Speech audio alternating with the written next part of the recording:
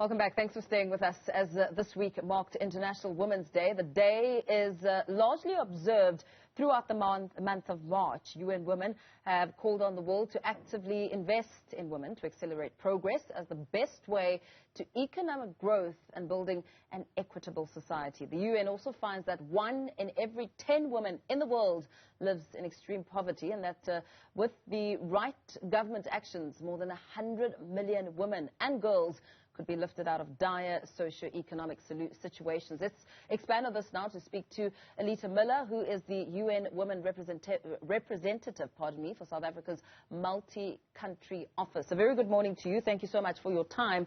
These figures paint a pretty grim picture, really showing a huge gap in the gender equality dividend. What is research revealing? Good morning, and thank you. So the theme of this year's International Women's Day is Invest in Women. And, we often talk about women's rights, and we certainly, fight for and advocate for rights. But as you said, there's a huge opportunity in investing in women. Everyone will benefit. Men will benefit. Communities will benefit when we invest in women. So research shows that nowhere on earth are men and women equal. And here in South Africa, we really see the opportunity of investment.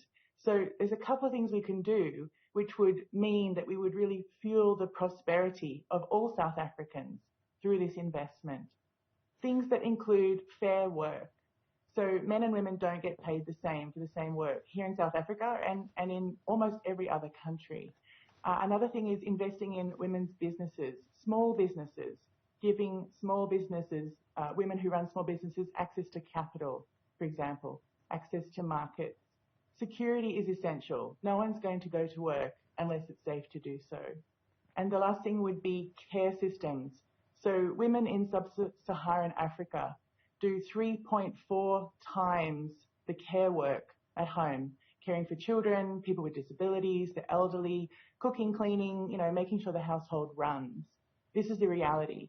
So if we want to engage more women in the economy and in businesses and in work, we have to make sure that there's somewhere for those children, those people with disabilities, for the elderly to be cared for appropriately, to allow those women to participate in the economy. As you talk about some of the challenges, what are the major contributing factors?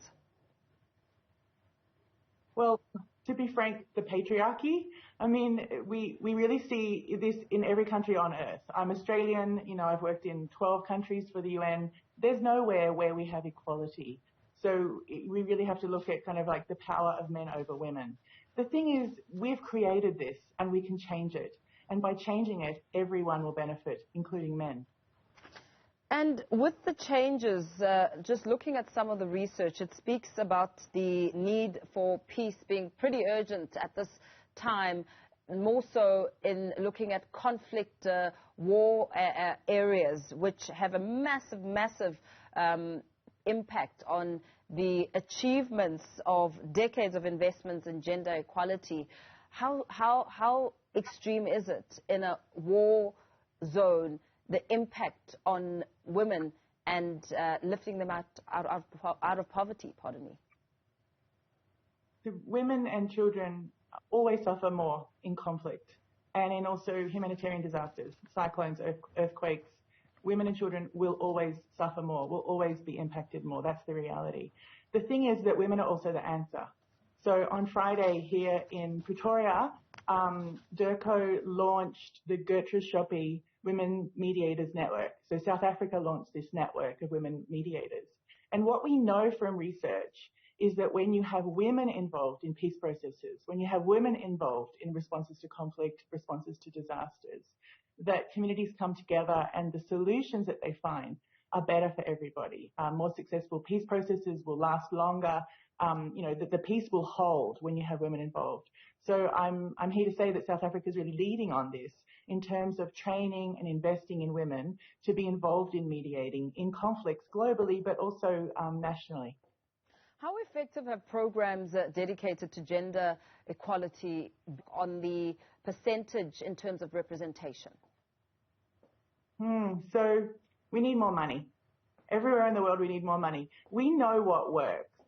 to support women. We know what works to end violence against women. We know what works to see more women represented. But it costs money to do that. And at the current rate, I think we need something like $300 billion more than we have globally to make this happen. The good thing here in South Africa is South Africa has money. We have money to put into this. You know, this is really the economic hub for the continent. We're a middle-income country. South Africa is not poor. So it's about really putting the investment in, and that's what the theme is this year, invest in women, and we will all reap the benefits. But it's a hard decision to make. Sometimes we feel that if we invest in women, we're going to give something up. And to be frank, men can feel that. They can feel that they're giving something up, giving rights up. But the thing about rights is we all have them. I don't need to give up rights for you to have rights. And that's the case with women's empowerment as well.